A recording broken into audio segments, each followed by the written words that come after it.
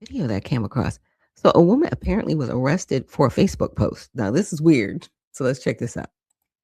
Arrested after posting health and safety concerns about a city's drinking water on Facebook. It happened in Trinidad in Henderson County, southeast of Dallas. People who live there say the tap water sometimes looks and smells unsafe. When one woman shared her take on Facebook, the police department arrested her, and now she's suing. Fox 4's David Centenary is live with more from that city. David.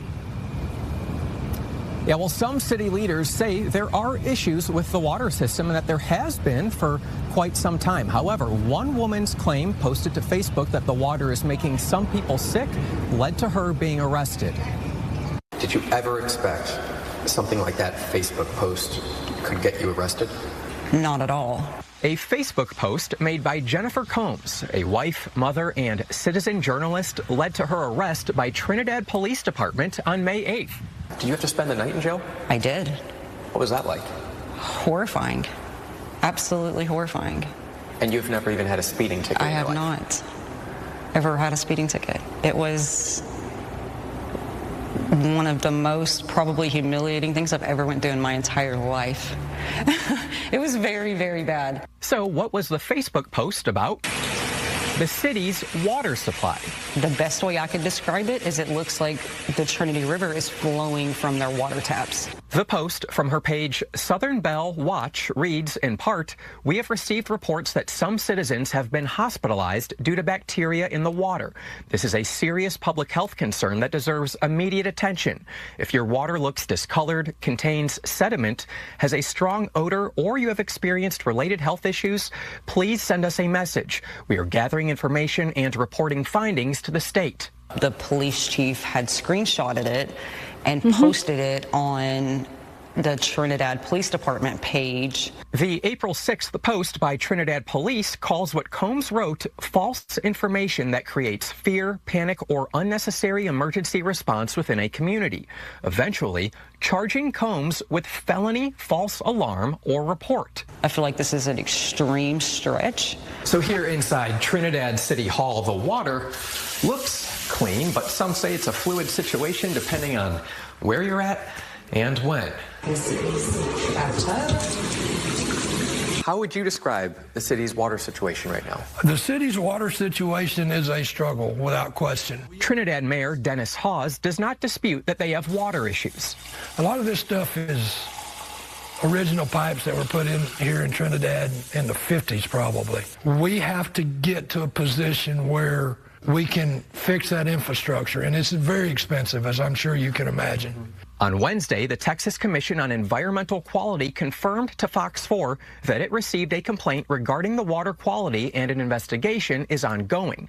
It's unclear whether anyone has gotten sick from the water. I've seen some Facebook posts where people have said they have gotten sick, but to me personally, I haven't heard anything. In a post on May 10th, Trinidad Police Chief Charles Gregory doubled down on his decision to arrest Combs, calling the case cut and dry. He says claims citizens were hospitalized due to bacteria in the water are simply false and have only caused unnecessary fear and confusion in our community. I really haven't seen anything like this before, David. SMU constitutional law professor Dale Carpenter questions if a crime was committed and believes Combs's First Amendment rights may have been violated, even if it turns out Combs's post was inaccurate.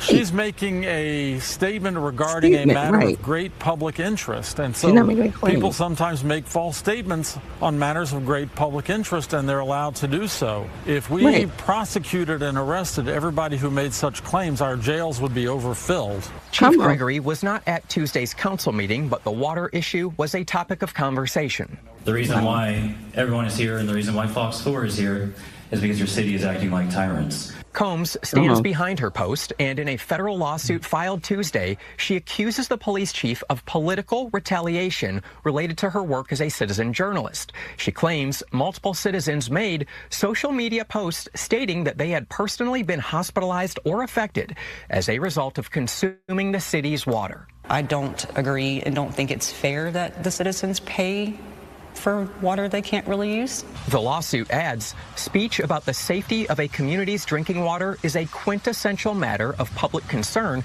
entitled to the highest degree of First Amendment protection. There's people saying that their appliances are getting ruined. They can't cook with the water. They can't bathe with it. They can't do laundry. A lot of them feel hushed and like they don't have a voice, and no one listens to them and no one takes them seriously. The police chief has not responded to a list of questions we sent over to him via email. He is listed as a defendant in this federal lawsuit. So is one of his officers, a city council member, and the city of Trinidad. All right, David, so you interviewed the mayor. Police chief didn't want to talk to you. I'm curious what the mayor's attitude or take on the police chief's actions regarding Jennifer Combs' Well, I asked him if... Yeah, I asked the mayor if he agrees with that arrest, and he really wouldn't take a side. He told me, in his words, he does not feel it's appropriate to comment, just saying that the case has been turned over to the Henderson County District Attorney's Office for prosecution. I've reached out to the DA's office to see if they will give us any sort of comment, what they think about the case, but at this point in time, we have not heard back. Okay. Now, we've heard, well, I've heard, I should say, of cases like this happening in different parts of Europe, right? Different circumstances, but kind of the same situation. They don't want people speaking out about certain things, and so they will throw them into jail. Have you heard of a man named Tommy Robinson in particular? Just saying, look him up. This is a problem because would you want to bathe in brown water? You want to cook with brown water? She made a statement. She didn't make a claim. There's a difference because see, a claim you have to substantiate. She made a statement. She said, if you are suffering these things, we've seen these things. That's a statement.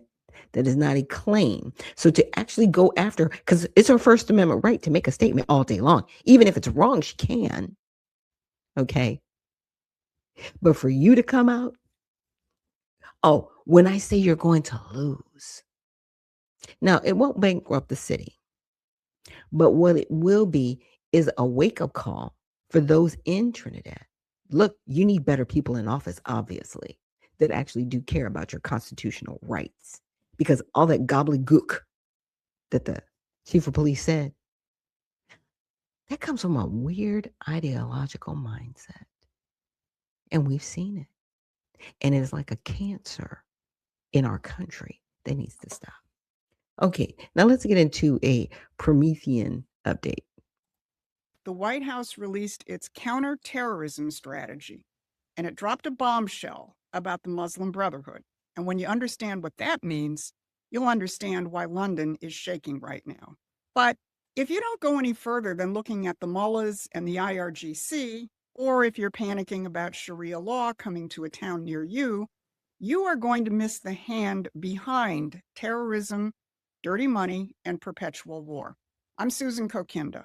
For decades, I've tracked how the British Empire uses irregular warfare in the form of drugs and terrorism to keep nations and populations in line. Well, they've met their match in Donald Trump, and I'm going to look at what Scott Bessent said at the G7 finance ministers meeting and the pedigree of some of the companies that are being targeted by Treasury. Treasury rolled out a fresh round of designations against Iran's oil and proliferation networks. They do not all lead back to Tehran. Many of them lead to London. Here are some identifiable companies targeted under the Office of Foreign Assets Control. There's Mousavi, a Hezbollah financing network, which has a London address.